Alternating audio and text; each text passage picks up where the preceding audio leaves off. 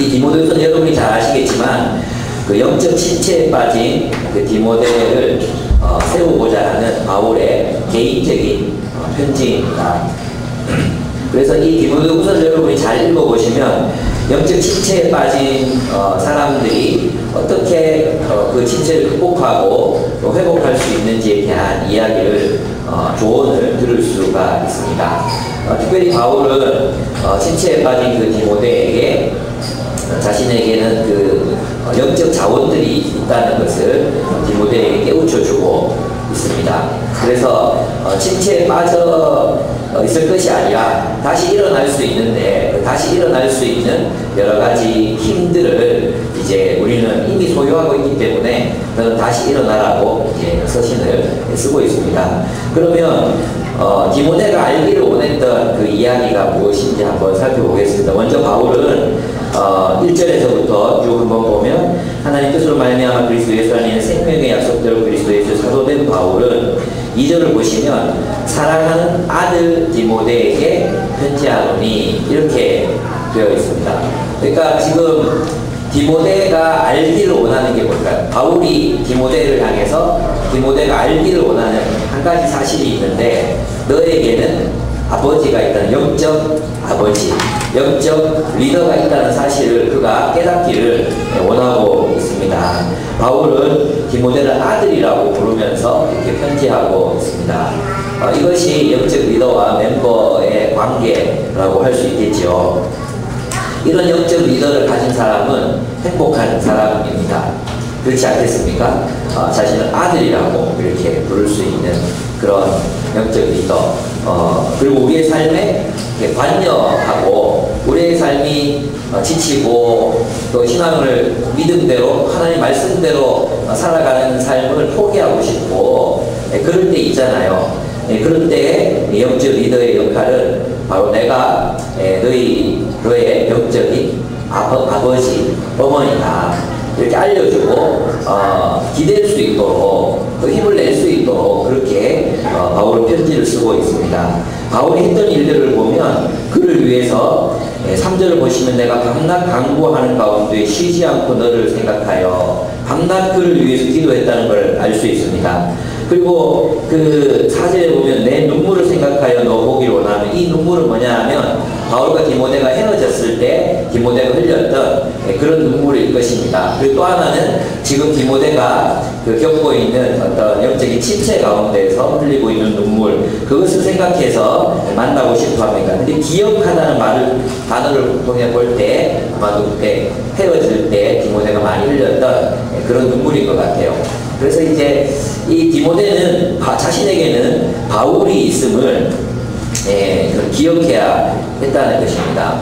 여러분, 영적인 침체에 빠졌을 때 우리가 활용할 수 있는 중요한 자원 한 가지는 영적 리더들입니다. 여러분, 그들에게 여러분의 그 마음, 힘듦, 또 고민, 고통, 아픔, 슬픔 이런 것들을 이야기를 나누기를 두려워하거나 그러지 마십시오. 자유롭게 나누시고 도움을 부탁하셨으면 좋겠습니다. 우리 근대주의가 만들어낸 그 가장 안 좋은 폐해가 무엇입니까? 개인주의죠, 개인주의. 그래서 우리 그리스도인들 보면, 특별히 30대 우리 그리스도인들을 보면 남의 일에 간섭하는 것도 싫고 간섭받는 것도 억수로 싫어해요. 그죠? 여러분 그렇잖아요. 누가 간섭해오는 것도 싫고 또 간섭받는 것도 정말로 싫어하거든요. 그런데 그런 시간을 오랫동안 보내다 보면 결국 신앙을 버리게 됩니다. 저는 그런 사람들을 많이 봐왔습니다. 여러분, 우리는 혼자서 절대 설 수 없습니다. 디모데도 보통 인물이 아니었거든요. 보통 인물이 아니었지만 그도 영적 침체에 빠졌을 때 바울의 이런 권면과 또 거기 보면 여기는 공감의 내용이 없어요. 디모데후서를 전체를 한번 읽어보시면 디모데야 이거 얼마나 힘들겠냐, 참 그래 네 마음이 공감이 된다, 이게 한마디도 없어요. 예, 어떤 경책하고 가르치고 또 야단쪽 또 네가 할 일을 해야 된다고 이렇게 쓰고 있거든요. 이런 영적 리더를 가지고 있다는 자체가 얼마나 큰 축복인지 모릅니다. 여러분, 이런 영적 리더를 여러분 주변에 가까이 두시고 또 힘들 때 만나시고 또 힘을 얻는 여러분들이 되셨으면 좋겠습니다. 그리고 우리 모두가 이런 영적 리더가 돼야 되겠죠. 여러분이 리더가 된다는 건 우리 가정숙들이잖아요. 근데 가정숙들이고 또 대학부 몇몇 리더들하고 참석하셨는데 우리 시간이 지나면 언젠가 리더가 돼야 돼요. 완호 형제 시간이 지나면 리더가 돼야 돼요. 누군가를 돌보는 인생을 우리가 살아가야 합니다. 그 말은 뭐냐 하면 이제 내가 다른 사람들의 삶에 관여하고 또 다른 사람들의 삶에 개입하고 또 그들이 영적 침체에 빠졌을 때는 때로는 야단도 치고 때로는 기도하고 쉬지 않고 기도하고 또 격려하고 이런 관계들 속에서 우리가 함께 성장하고 자라는 것입니다. 여러분 그거 아십니까? 우리 아버지의 빈자리라는 책이 있었잖아요. 우리 필독서로 읽었던 책. 그 책을 꼭 읽어보시기 바랍니다. 그 아버지의 빈자리를 보면 아버지가 없이 자라는 아이들이 겪게 되는 그런 분명한 어려움들이 있어요. 그죠? 그런데 우리 20대, 30대에 정말 우리에게 필요한 것이 무엇이냐 하면 그런 영적 아비입니다. 영적 아비가 우리에게 꼭 필요합니다. 그래서 여러분이 그런 사람들을 이렇게 가까이 두거나 만들거나 하는 것들을 두려워하지 마시기 바랍니다. 그래서 있잖아요. 좀 간섭해달라고 얘기하셔야 돼요. 바울처럼 좀 이렇게 요즘 저희 영적인 문제가 뭔지 좀 가르쳐 달라고 이렇게 하셔야 됩니다. 그래서 이렇게 영적인 멘토나 또 사회에서도 그렇잖아요. 멘토가 있었던 사람들과 없는 사람들의 그 결과는 굉장히 다르거든요. 그래서 여러분 그런 우리들 안에서 그런 관계들도 엮여갔으면 좋겠어요. 그래서 좀 여유를 뒀으면 좋겠어요. 우리 삶에 좀 누군가가 이렇게 들어올 수 있는 이 투과성 있는 경계선이라 그러잖아. 그냥 막 높은 경계선이 아니라 좀 이렇게 서로 피차 권면하고 피차 가르치기도 하고 피차 또 위로하기도 하는 그런 관계들이 되어야 됩니다. 근데 오늘날 우리가 살아가는 가정들을 보면 이 가정 그 자체가 하나의 높은 성이 되어 있어요. 가정 그 자체가 하나의 높은 성이 되어 있어서 다른 사람들이 그 가정에 개입할 수도 없게 만들고 자신들도 개입하지 않습니다. 그것이 바로 가족 이기주의입니다. 가족 이기주의.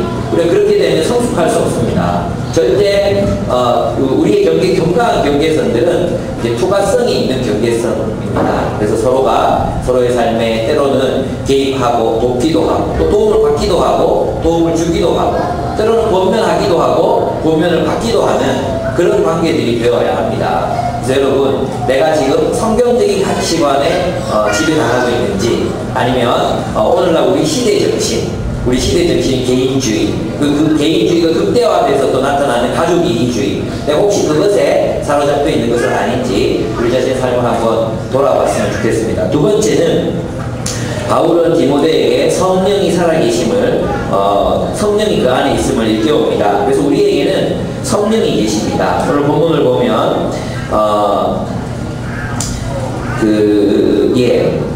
7절을 한번 보겠습니다. 7절 하나님이 우리에게 주신 것은 두려워하는 마음이 아니요 오직 능력과 사랑과 절제하는 마음이니 이렇게 되어 있죠. 근데 이것은 이제 마음이라고 하니까 좀 우리가 명확하게 이해가 잘 되지 않잖아요. 근데 대부분 이 마음이라는 단어보다는 영이라는 단어가 더 맞는 단어입니다. 그래서 하나님께서 우리에게는 이런 영을 주셨다는 거예요. 어떤 영? 절제의 영, 또 능력의 영, 사랑의 영을 우리에게 주셨다는 것입니다.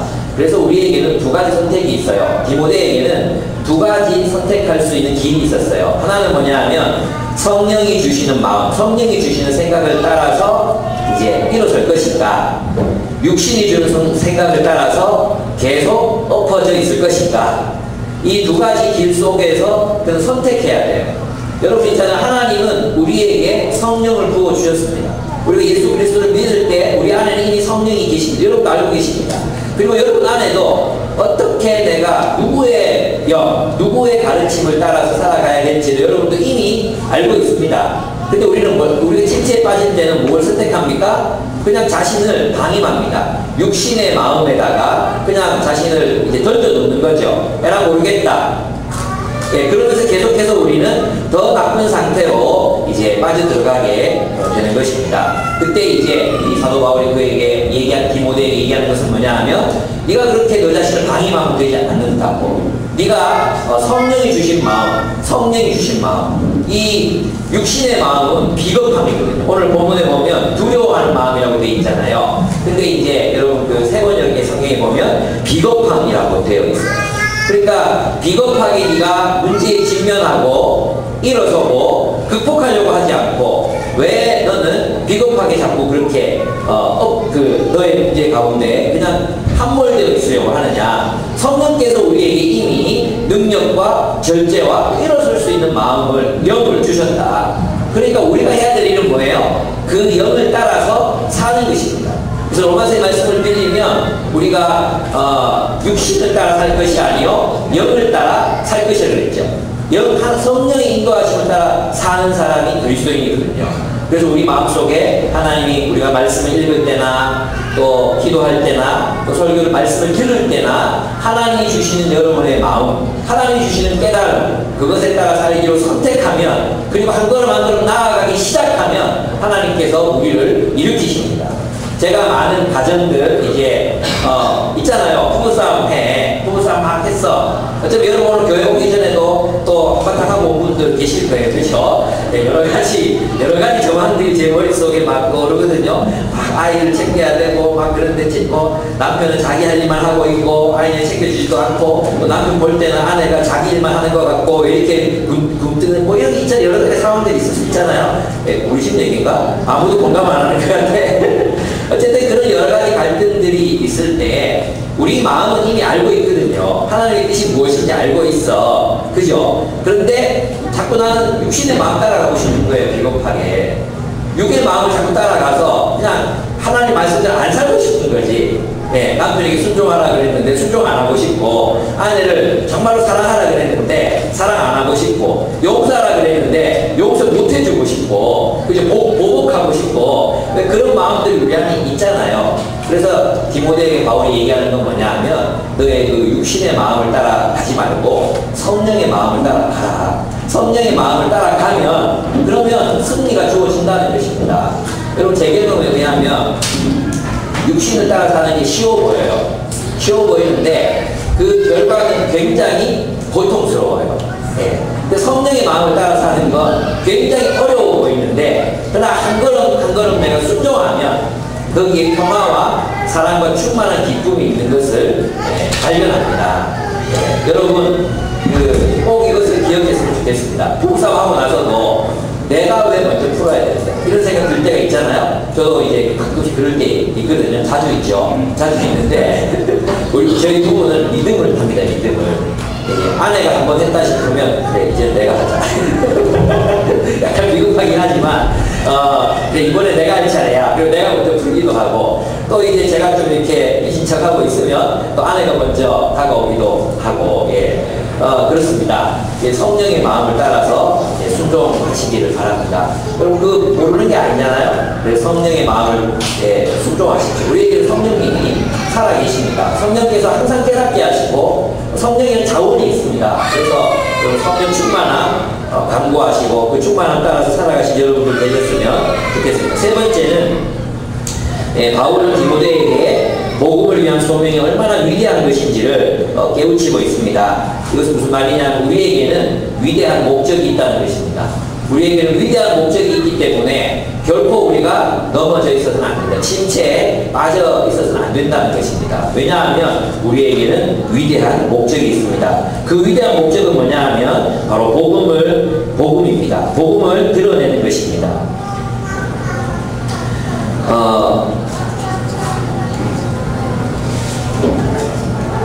10절을 한번 같이 읽어보도록 하겠습니다. 9절 10절을 한번 같이 읽어보겠습니다. 시작. 하나님이 우리를 구원하사 거룩하신 소명으로 부르심은 우리의 힘이대로 하심이 아니요 오직 자기의 뜻과 영원 전부터 그리스도 예수 안에서 우리에게 주신 은혜대로 하심이라. 이제는 우리 구주 그리스도 예수의 나타나심으로 말미암아 나타났으니 그는 사망을 패하시고 복음으로써 생명과 썩지 아니할 것을 드러내신지라. 이렇게 얘기하고 있습니다. 그는 복음을 위하여 고난을 피하지 말고 고난을 받으라고, 고난을 겪으라고 이야기하고 있습니다. 그럼 저는 이것이 디모데에게는 이 복음을 전파하고 복음을 가르치고 복음을 선포하는 삶을 살아가는 것으로 이제 적용할 수 있을 것 같아요. 근데 우리 대부분에게 있어서는 이 복음을 따라서 살아가라고 이야기하고 있다. 우리에게 이 디모데를 통해서 또 바울이 하고자 하는 얘기가 바로 그런 것이라고 생각합니다. 복음을 위해서 고난을 피하지 말고 겪으라는 것입니다. 왜 복음이 그만한 가치가 있는가 우리는 항상 생각해 봐야 합니다. 여러분, 이 복음은 무엇을 드러내셨습니까? 복음은 하나님의 은혜로 그리스도 안에 주어진 구원을 드러내었습니다. 여러분, 이 복음이 무엇입니까? 또 사도 바울이 말하는 그리스도 안에서 하나님의 은혜로 주어진 구원이라는 것이 도대체 무엇입니까? 그것이 단순한 죄의 용서입니까? 그거 아니라고 이제 많이 얘기했죠. 우리 십자가의 보혈을 통한 죄의 용서, 그 이후에 우리 무엇을 하는 것입니까? 이 복음은 그리스도 안에서 주어진 하나님의 나라, 하나님의 통치를 사는 것입니다. 우리가 예수 그리스도의 십자가의 보혈을 믿는 이유는 그리스도의 통치 안에서 살아가기 위해서예요. 그 그리스도의 통치가 우리에게 주는 게 뭐냐 하면 생명과 썩지 아니하는 삶이라는 것입니다. 우리는 그리스도 안에서만 생명과 썩지 아니하는 삶을 살아갈 수 있습니다. 다시 말하면 우리는 세상 가운데에서나 우리의 죄된 욕망 가운데에서나 우리의 이기적인 육신 속에서는 결코 생명과 썩지 아니하는 삶을 살아갈 수가 없다는 것입니다. 그래서 우리는 구원받은 거예요. 예수 믿고 구원을 얻었어요. 예수를 구원으로 믿었어요. 예수를 우리 왕으로 모시고 구원을 얻었어요. 어떤 구원입니까? 하나님 나라에 들어가는 구원을 얻었어요. 하나님의 통치를 사는 구원을 얻었어요. 이 하나님 나라를 살기 때문에 이 안에서의 삶, 하나님의 통치를 따라 살아가는 그 삶이 우리에게 무엇을 가져다 주는 것입니까? 생명, 썩지 아니하는 영원한 가치가 있는 그 풍성한 삶을 우리에게 허락하신다는 것입니다. 그래서 여러분, 그리스도 안에서 우리가 정말로 하나님의 나라의 그 풍성함, 구원의 그 기쁨을 누리려면 어떻게 살아야 됩니까? 하나님의 통치 속에서 살아가야 한다는 것입니다. 이 복음을 따라 사는 것, 이 복음을 위하여 살아가는 삶, 그것이 우리에게 생명과 썩지 아니할 삶을 우리에게 허락하는 것입니다. 여러분, 교회만 출석한다고 예배에 나온다고 해서 우리가 이 생명의 삶을 살아갈 수 있겠습니까? 천만의 말씀입니다. 못 삽니다. 그러면 누가 생명을 누릴 수 있습니까? 그 하나님의 통치를 살아가야 되는 것입니다. 하나님의 뜻대로 사는 것입니다. 하나님의 뜻이 뭡니까? 서로 사랑하라 하신 것입니다. 이것을 복음이 드러내었습니다. 이 복음이 드러낸 것은 뭐냐 하면 우리가 자아 중심의 삶, 자아 숭배의 삶, 이기적이고 개인적인 자아, 그 자아를 위해서 살아가는 삶이 얼마나 죄악된 것이, 그것이 얼마나 고통스러운 것인지를 복음이 드러내었습니다. 세상 중심의 자기 자신을 숭배하면서 살아가는 자아 숭배의 삶이 얼마나 그 탐욕을 따라 살아가는, 자기 자신만을 위해서 살아가는, 또 자신의 확장이 자기 가족만을 위해서 살아가는 그 삶이 얼마나 피폐한 것이고 고통스러운 것인지를 그 복음이 드러내었습니다. 그리고 우리를 하나님 나라의 가치 속으로, 하나님의 통치 속으로 들어가서 살아가는 삶이 참으로 생명이고 썩지 않은 삶이라는 것을 그 복음이 드러내었습니다. 그래서 우리는 이 복음을 위해서 침체에 빠져 있을 수가 없는 것입니다. 여러분, 사도 바울이 이렇게 이야기할 수 있는 것은 무슨 이유 때문이겠습니까? 그가 그 복음을 살아냈을 때 그의 삶이 얼마나 풍성함을 얼마나 풍성했는지를 경험했기 때문이라는 것입니다. 여러분, 우리에게는 이 복음이 이미 주어져 있습니다. 그래서 여러분의 정욕대로 살고 싶을 때, 내 안에 있는 이기심을 따라서 그렇게 막 살아가고 싶을 때, 내 이기적인 욕심 따라서 남편과 아내에게 막 해대고 싶을 때, 또 세상 속에서도 그저 남의 인생, 다른 사람의 인생, 고통받는 사람들의 인생, 이런 것에 관심 없이 오직 그냥 나만 편하게 살아가고 싶을 때 우리는 이것을 기억해야 합니다. 우리는 타인을 위하여 구원받았다는 사실을 기억해야 합니다. 하나님 나라의 가치는 결코 자아 숭배의 삶이 아니라 타인을 위하여 내어주는 삶으로 우리가 구원을 받는다는 것을 우리는 깨달아야 한다는 것입니다. 내가 너희에게 새 계명을 주노니 너희가 서로 사랑하라. 내가 너희를 사랑하는 것처럼 너희가 서로 사랑하라. 바로 거기에 생명과 썩지 아니하는 삶의 비결이 있습니다. 그래서 우리는 항상 이 복음을 이 땅에 고통받는 사람들, 이 땅에 수많은 고통받는 사람들을 향해 이 복음을 들고 나아가야 하는 것입니다. 그리고 우리가 먼저 이 복음을 경험해야 하는 것입니다. 저와 여러분의 삶이 그런 하나님의 통치를 받들어 살아가는 삶, 그리고 생명을 드러내고 썩지 아니하는 삶, 그 삶이 무엇인지를 보여주는 정말 하나님 나라의 가치를 따라서 살아가는 그런 저와 여러분의 삶이 되기를 축복합니다. 아멘. 예. 여러분, 그 하나님 나라의 가치, 십자가의 도, 그것을 따라서 살아가기가 제일 어려운 데가 어디입니까? 집입니다. 집. 우리는 자꾸 그렇게 생각, 집에서는 내가 내 마음대로 해도 좋다고 생각하잖아요. 내 집이니까 여기서는, 그래서 집에서는 내 육신, 내 부패한 성향, 내 이기심, 내 짜증, 이런 게 막 다 나와도 된다고 생각해요. 그죠? 그리고 밖으로 나와서는, 교회에 와서는 마치 하나님 나라 이렇게 살아가고, 직장에서도 그리스도인 걸 조금 드러내면서 살아가면 된다고 생각해요. 근데 제가 볼 때 여러분이 가정에서도 긴장을 풀면 안 돼요. 여러분의 가정이 하나님 나라가 되려면, 복음과 함께 고난을 받아야 돼요. 여러분, 가정이 천국이 되려면 복음과 함께 고난을 받아야 돼요. 복음을 따라 살려고 애를 쓸 때, 그때 비로소 가정에 충만한 기쁨이 존재하게 되는 것입니다. 그래서 가정은 여러분의 정욕대로 퍼지는 곳이 아니라 여러분 그곳에서도 하나님 나라의 말씀을 따라 성령을 따라 행해야 되는 공간이라는 사실을 절대로 잊어버리시면 안 됩니다. 저는 있잖아요, 이게 밖에 나와서는 참 친절한 자매들이 집에서는 안 그런 것을 알고 있습니다. 밖에서는 젠틀한 형제들이 가정에서는 못 그러는 것을 저는 알고 있습니다. 저만 봐도 그렇고 그렇습니다. 우리 하나님 말씀 따라 천국 같은 가정을 이루어 갑시다. 또 뿐만 아니라 오늘 본문의 말씀처럼 이 복음의 가치를 알고 소중히 여기고 그 복음의 가치를 따라 살아가는 우리의 삶이 되기를 원합니다. 네 번째, 바울은 디모데에게 우리에게는 자원이 있다는 것을 가르치려고 하고 있습니다. 여러분, 세상을 살아갈 때 가장 중요한 자원이 무엇인지 아십니까? 그것은 자신의 정체성을 아는 것입니다. 자신이 무엇을 하는 사람인가를 아는 것. 여러분, 그것을 알면 우리의 에너지를 이 쓸데없는 일에 소모하지 않습니다.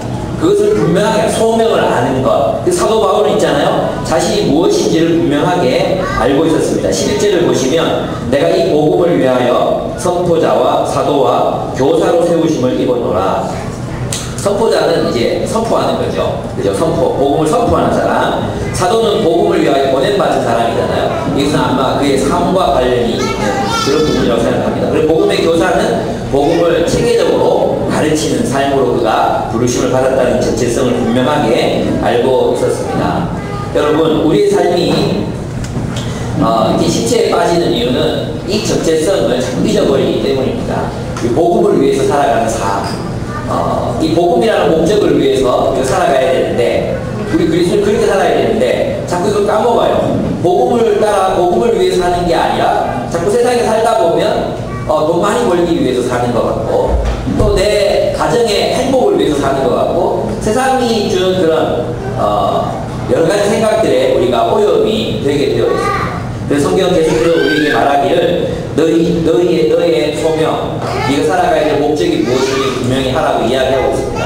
이것을 알면 여러분 직장생활 속에서도 열심히 일하고, 또 일할 뿐만 아니라 또 다른 사람들이 일을 도와주고 또 섬기고, 또 때로는 힘든 일이지만 내가 자청해서 하기도 하는 그런 일들을 우리가 그렇게 살아가는 이유가 뭡니까? 복음을 위해서입니다. 우리가 복음의 증인이 되기 위해서 그렇게 사는 것입니다. 다른 사람들이 다 모여서 뒷담화하고 다른 사람 욕하고 또 오로지 막 돈을 벌기 위해서만 직장생활을 하고 있다면 그리스도인은 그곳에서 어떻게 살아야 됩니까? 복음의 증인으로서 살아야 됩니다. 여러분, 그곳에서 하나님의 통치를 실현하면서 사셔야 합니다. 여러분의 직장 상사가 주인이 아니라 하나님이 주인이시라는 사실을 여러분이 실현하면서 이렇게 살아야 되는 것입니다. 일로 올래? 예, 첫 번째 여러분의 소명, 여러분의 정체성, 세상 속에서 하나님 나라의 증인으로 살아갈 것에 대한 분명한 소명, 의식을 가지고 살아가시고, 두 번째는 이 사도 바울 고난 중에서도 두 가지가 더 있었는데요. 두 가지 자원이 더 있었는데, 하나는 하나님을 아는 것이었습니다. 바울은 그가 신뢰하는 자를 알았다고 이야기하고 있습니다. 12절을 한번 읽어보겠습니다. 이로 말미암아 내가 또 이 고난을 받되 부끄러워하지 아니함은 내가 믿는 자를 내가 알고, 그랬어요. 내가 믿는 자를 내가 알고.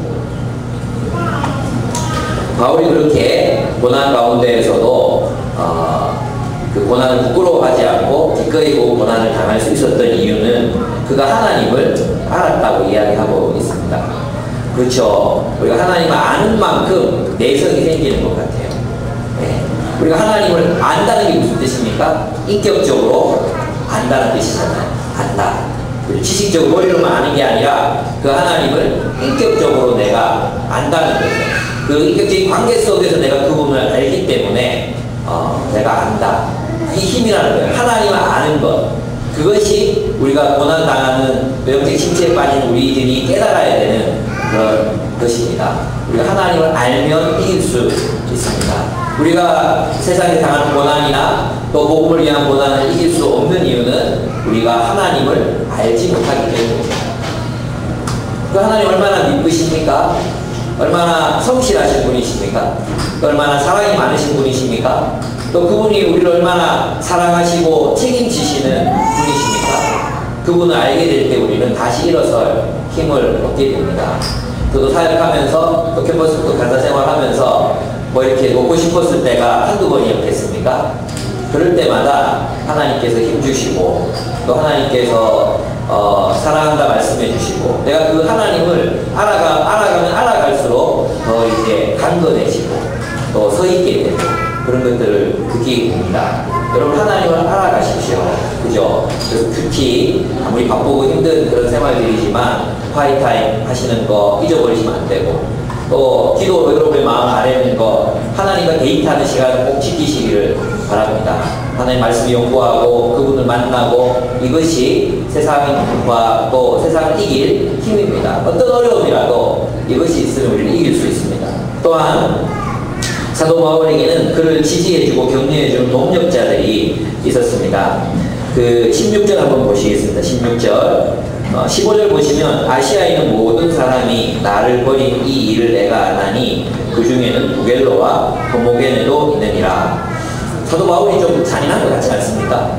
예, 이 자신의 그 성경으로 남겨질 거라고 알았을 텐데 선명하게 부겔로와 호모게네라는 이름을 적어가지고 만세 세세토로 망신을 당하게 이렇게 하고 있습니다. 여러분 조심하십시오. 제 책에 여러분의 이름이 올라갈 수도 있습니다. 네, 16절 보십시오. 원하건대 주께서 오네시보로의 집에 긍휼을 베푸시옵소서. 그가 나를 자주 격려해주고 내가 사슬에 매인 것을 부끄러워하지 아니하고 로마에 있을 때에 나를 부지런히 찾아와 만났습니다. 됐습니다. 바울도, 지금 바울이 이 얘기 왜 하겠습니까?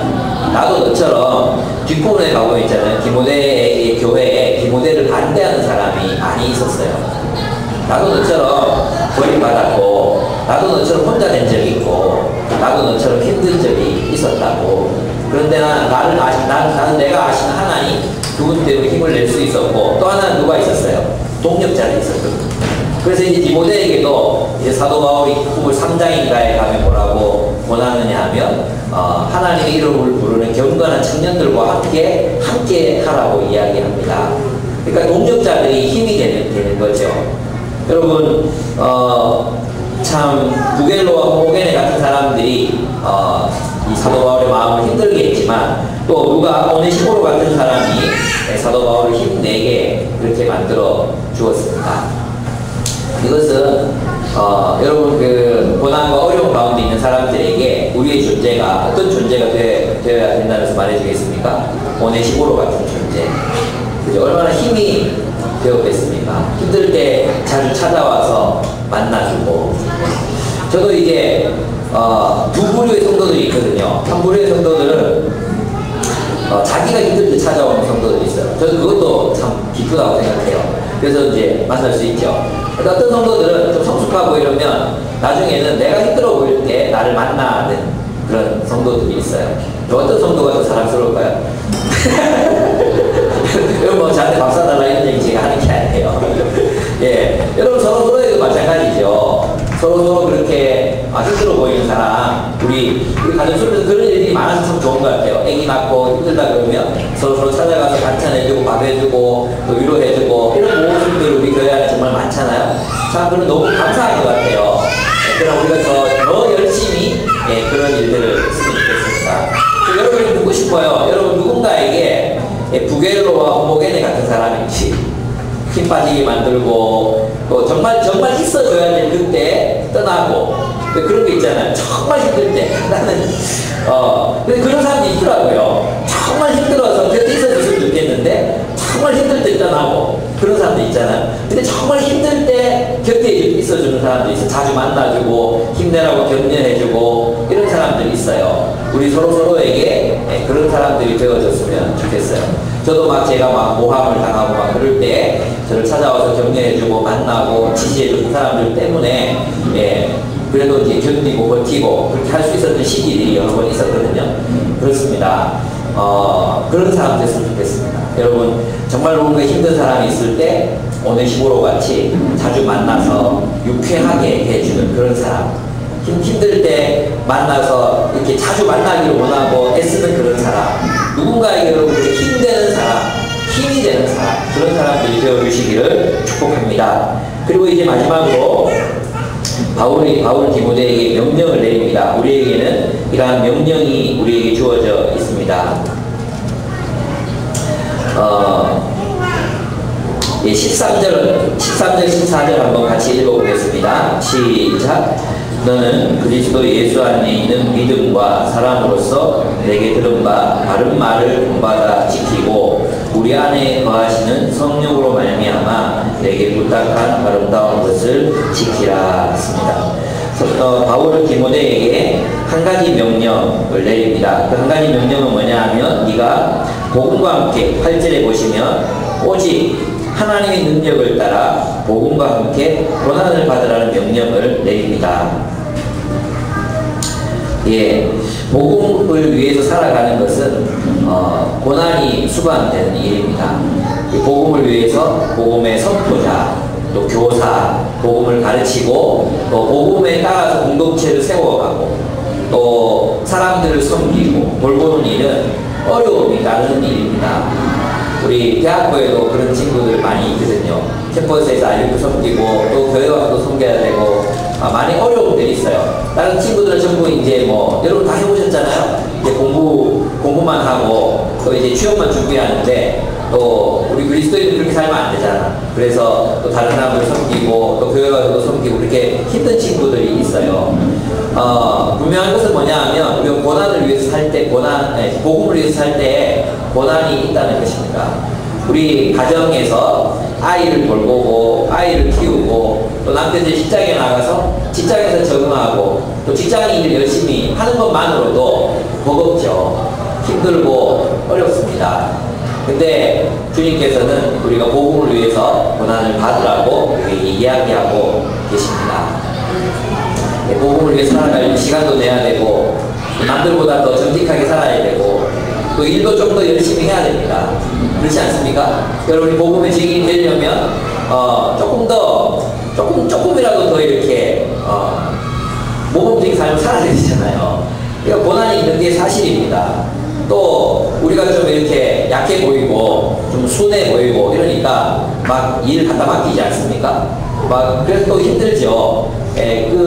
그것이 우리 주님 앞에서 받는 고난이고 또 어려움입니다. 여러분의 가정을 돌보는 일만도 어려운 일이지만 또 다른 이들을 돌보고 섬기는 일들도 참 어려운 일이에요. 제가 우리 토요일마다 믿음 모임 있잖아요. 가정들이 이제 9가정 정도가 들어와서 다 들어오면 18명, 저희 부부까지 들어오면 20명이 모이거든요. 근데 가정들 리더 모임 할 때마다 제 마음에 어떤 생각이 드냐 하면 이 사람들이 참 미쳤다는 생각을 한 번씩 해요. 이 좋은 주말에 아이들 다 데리고 와서 말씀 나누고 또 참 삶 나누고, 그죠? 그렇다고 개인적인 경력을 그 시간 동안에 많은 것도 아니에요. 근데 모여서 또 다른 사람들의 이야기, 또 다른 이들을 위해서 기도하고, 또 섬기기 위해서 또 함께 성경을 예습하고, 이런 모습들 보면 참 대단하다는 생각이 듭니다. 그것이 고난입니다. 우리가 복음을 위해서 산다고 결정했을 때는 나를 위해서 사는 삶을 이제 포기하는 것 아니겠습니까? 그리고 다른 이들을 위해서 이제 살아야 되는 건데, 우리 이런 삶을 끝까지 포기하지 않았으면 좋겠어요. 제가 이번 여름에 8개 교회를 다녔거든요. 8개 교회를 특강이 아니라 수련회로 다녔고, 특강만 또 4개가 있었어요. 근데 교회를 다니면서 이렇게 느끼는 게 뭐냐 하면, 교회에서 열심히 섬기는 사람들 있잖아요. 대부분 50대 후반, 60대 초반, 이런 분들이에요. 그런 분들이 교회 마음을 가지고 크게 섬겨요. 근데 30대, 20대 후반, 30대 초반, 막 갓 결혼한 사람들 있잖아요. 이런 사람들의 삶이 다 무너져 있어요. 네, 다 무너져 있어요. 왜 그럴까 생각을 해봤어요. 그러니까 교회에서도 특별히 기대를 안 해요. 너무 다들 바쁘고, 또 애기 키우고 하면 뭐, 애기 키우면 다 어디 갑니까? 모자실 들어가잖아요. 모자실 들어가서 설교 듣습니까? 떠들어요. 모자실 들어가서 안 들어요. 막 떠들어요. 그냥 막, 누구 엄마 잘 있었어? 막 이러고 또 들어보려고 하면, 돈이 들리지도 않고 그래요. 그런 상태에서 이제 계속해서 신앙이 다운될 수밖에 없잖아요. 그리고 우리 박영도 목사님이 저한테 이제 하신 얘기가 뭐냐면, 누구 잘 있어요? 제가 물으니까, 잘 못 있어? 이렇게 말씀하시더라고요. 아, 왜요? 그러니까, 직장이 너무 바빠. 그러니까, 그러면서 이제 목사님 자기 깨달은 걸 얘기해 주셨는데 뭐였냐면, 못 먹어도 영양실조에 걸리고, 안 먹어도 걸린다는 거예요. 무슨 뜻인지 아시겠습니까? 그러니까 이제, 안 먹는 사람들이 많잖아요. 우리 한국에 보면, 본인이 안 먹어서 영양실조에 걸리는 사람이 많아요. 근데 못 먹어도 영양실조에 걸리는 거예요. 못 먹어도. 그래서 결단을 해야 된다고.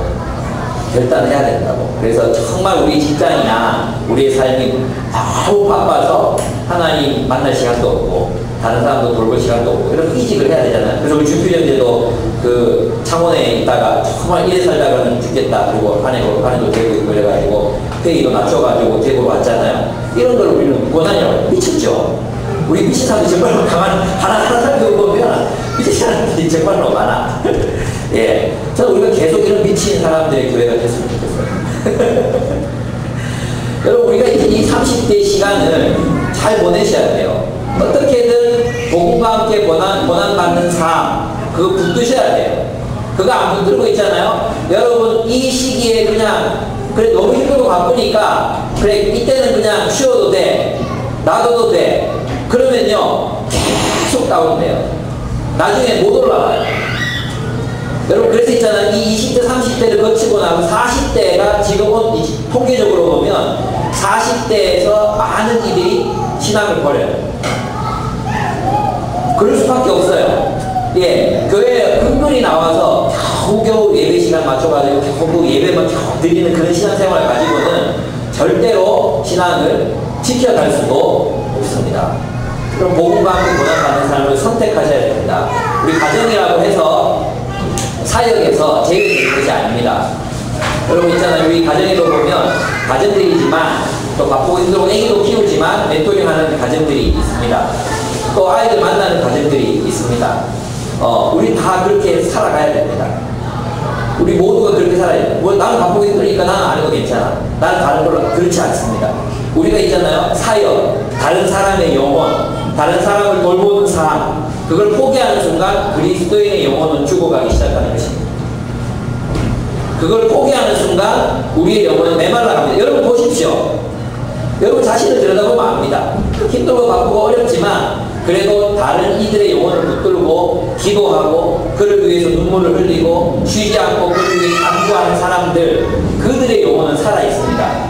그러나 우리가 우리 자신의 삶에만 관심을 가지고 우리보다 더 복음이 없는 사람, 가난한 사람, 소외된 사람, 이런 사람들을 향해서 우리가 나아가지 않을 때는 우리의 영혼은 반드시 죽게 되어 있습니다. 그 힘들고 바쁘지만 우리 누군가를 붙들고 살아야 돼요. 누군가를 붙들고 그를 위해서 기도하는 삶을 살아가셔야 돼요. 저는 그래서 우리 가정이 그런 부분에 대해서 우리 여러분 직장인일 때 열심히 잘했던 그런 부분도 있었잖아요. 그런 부분들을 놓치지 않고 사람을 돌보는 그런 삶을 살아갔으면 좋겠습니다. 그런 삶 포기하지 마십시오. 복음과 함께 고난을 받으라고 말했습니다. 정말 이제 살아있는 사람, 가정들이 이렇게 만나보면, 지난번에 우리 아내가 이제 그 303번 그 비전 센터 있잖아요. 거기서 성경 암송 학교 하거든요. 그런 데 가보면 또 우리 영은 자매가 어린이 전도협회 간사였잖아요. 지금도 이제 간사는 아니지만 관여하고 가서 돕고 그래요. 그때 와서 이제 초등학생들 섬기는 어머니들, 초등학생들 섬기는 어머니들, 교사 세미나 하잖아요. 그런 거 있잖아요. 우리 교회는 주로 이제 직장인들이, 결혼하지 않은 직장인들이 섬기잖아요. 근데 대부분 교회들은 애기 엄마들이 초등부 교사예요. 애 엄마들이 애기 안고, 애기 업고 와가지고 율동 따라하고 율동 배우고 막 그래요. 네, 왜? 자기 자신들이 주님 앞에서 그렇게 살아야 된다고 믿기 때문에 그렇게 하는 것입니다. 그래서 저는 이제 저희 이제 우리 가정들만 있기 때문에 이제 이 일을 하는 건데, 우리가 이제 많이 배려해 주는 편이잖아요. 그렇다고 느끼지 않습니까? 막신 내가 그렇겠습니까? 우리 많이 배려해주는 편이잖아요. 이제 저는 이렇게 생각해요. 우리 교회가 그동안 우리 서로 사랑하고, 우리 가정숲이 서로 사랑하고, 또 이 공동체끼리 소그룹끼리 얼마나 여러분 서로 사랑하는지 보면 정말 아름답습니다. 정말 누군가가 힘들고 어려울 때 목적 언급 기꺼이 이렇게 하고, 또 서로 돌보고, 또 서로 삶에 개입하고, 그런 모습들 보면 정말로 아름답습니다. 정말 좋습니다. 근데 이제 우리 한 걸음 더 나가야 되는 시기가 우리에게 다가오고 있다고 생각합니다. 그것은 뭐냐 하면 이 세상에 고통받는 사람들 향해서 우리 한 걸음 내디디는 것입니다. 나아가는 것입니다. 복음이 없어서 고난받는, 고통받는 사람들 향해서 우리가 한 걸음 나아가는 것입니다. 그래서 이제는 가정숲에서 이제 나름의 사역들을, 복음을 위한 사역들을 이제는 우리가 세워가야 된다고 생각합니다. 그리고 여러 가지 있을 수 있다고 생각합니다. 어떤 경우는 제가 아시는 분 중에 하고 아이프 이사님인데 이수용 이사님이라고 대구에 계시거든요. 그분은 위탁 가정 운동을 하세요. 위탁 가정이 뭐냐 하면 아이들이 일시적으로 이 아이들을 가정이 돌볼 수 없을 때가 있잖아요. 돈을 벌어야 되고 막 이러니까. 그래서 그런 가정 아이들이 1년씩 자기 가정에서 돌보는 거예요. 근데 이런 일을 하는 그리스도인들도 많고 비그리스도인들도 굉장히 많이 있어요. 1년에 한 번씩 봉사문화회가 빌려가지고 합창제를 하거든요. 예, 그런 일들, 또 많은 사람들이 조인을 할 수도 있습니다. 또 우리 김종호 간사님과 간사님은 아이 하나를 입양을 하셨습니다. 입양해서 그 아이를 또 자신의 자녀를 이렇게 기릅니다. 또 우리 가운데 많은 형제와 자매들이 가정들, 우리 적혈형제 가정이나 도원형제 가정이 많은 가정들이 멘토링하고 부부가 같이 멘토링합니다. 그래서 지난번 우리 가정숲에서 결정한 게 뭐냐 하면 적어도 한 가정이 한 아이를 맡아서 그 아이가 고등학교 졸업할 때까지는 우리가 도와줄 수 있지 않겠나 생각해요. 저는 직장인들이 하지만 직장인들이 하는 멘토링 한계가 있다고 생각해요. 왜냐하면 이 결손 가정이나 조손 조복 가정이 아이들이 필요한 것은 건강한 가정을 보여주는 거거든요. 건강한 가정. 그래서 우리가 지금 하고 있는 멘토링이 진짜 열매를 맺기 위해서는 가정들이 나서야 된다고 생각합니다. 여러분의 가정의 아이를 초대하고, 여러분의 가정이 그 아이들과 함께 놀기도 하고, 이런 모습을 보여줄 때 우리가 진짜 멘토링이 결실할 수 있다고 저는 믿습니다. 그래서 여러분 지금 바쁘고 힘든 상황들이 많이 있지만, 우리 가정이 아직까지 이제 그렇게 아우리치 밖으로 나가서 뭔가를 섬기는 일이 우리 가운데 없다면 이제부터는 마음에 좀 생각을 하셔야 되겠다, 그런 생각해요. 우리 교사들 많잖아요. 교사들 우리 제자반 하는 선생님들 계시잖아요. 제자반을 맡기도 하고, 또 여러분 나름대로 이 가정이 복음을 위해서 살아가는 그런 어떤 일들을 우리가 맡아야 되지 않을까, 그런 생각이 듭니다. 또 우리 교회 이제 선교도 해야 될 거 아니에요. 선교. 그동안 우리 교회가 제일 약한 부분이 선교거든요. 그래서 이 가정들이 또 함께 좀 애기 좀 키워놓고 함께 좀 가난한 지역에 가서 봉사도 하고, 또 선교도 파송하고, 또 여러분 가운데 어떤 일이 가서 섬기기도 하고, 또 그런 어떤 가정의 모습들로 이제 세워갔으면 좋겠어요. 그래서 그런 일들을 이제 우리가 함께 만들어 갑시다. 이 가정이 중심이 되는 그런 교회, 또 뭐 이번에 결혼 예배하고 13커플이 됐잖아요. 2커플은 이제 다른 교회 사람들이지만 11커플이 결혼 예배학교를 했어요. 헤어지지 않는 한 결혼하겠죠. 결혼하면 또 올라와요. 또 20명이 넘는 사람들이 또 올라와요. 또 전도돼서 많은 사람들이 또 계속해서 올 것입니다. 이제는 정말 다른 어떤 숲들보다도 가정이 가장 이제 크고 또 영향력이 있는 그런 그룹이 되고 있습니다. 이제부터 우리가 어떻게 할 것인가 함께 고민하고 또 어떻게 우리가 복음과 함께 고난받는 그런 이 가정 숲이 되어갈 것인지 함께 고민하고 세워가는 우리 되었으면 좋겠습니다. 그동안 사실 이제 모든 사역이 직장인들, 대학생들 우리 거기에 모든 사역이 집중돼 있었죠. 그죠? 그리고 우리 교회 사역은 마치 직장인들이 하는 것처럼 또는 대학생들이 하는 것처럼 그렇게 되어 있었던 것 같아요. 가정은 거기에서 약간 비켜나 있었어요. 그죠? 우리 교회 복음과 함께 고난받는 그 약간 비켜나 있었습니다. 근데 이제는 가정이 중심에 서셔야 합니다. 그리고 이 가정들이 어떻게 진짜 교회를 세워가는지를 보여주는 그런 교회들이 되셔야 합니다. 그런 모습 우리 함께 만들어 갑시다. 예, 함께 기도하겠습니다. 인생 충만했던 삶을 기억하시지요. 여러분 지금도 그렇게 살고 계십니다. 그러나 또 한 번 제가 마음에 걱정이 되는 것은 여러분의 마음속에 이 복음의 가치가 희석되고 먹고 사는 문제들 또 직장에서 여러 가지 겪는 어려움들 가정의 어려움들로 인해서 이 복음의 가치를 잊어버리고 세상에 함몰된 채로 떠밀려 살아가고 있었던 것은 아닌지 우리 자신 한번 돌아봤으면 좋겠습니다. 그리고 주님 앞에 이렇게 기도했으면 좋겠습니다. 내가 이 복음으로 인해서 내 가슴이 다시 뛰게 하시고 또 이 생명과 썩지 아니할 것을 드러내신 이 복음을 위해서 살아갈 수 있도록 내가 이 복음을 위해서 기꺼이 고난 받겠습니다. 또 고난 받을 수 있도록 힘주시고 또 내가 그렇게 살기를 원하오니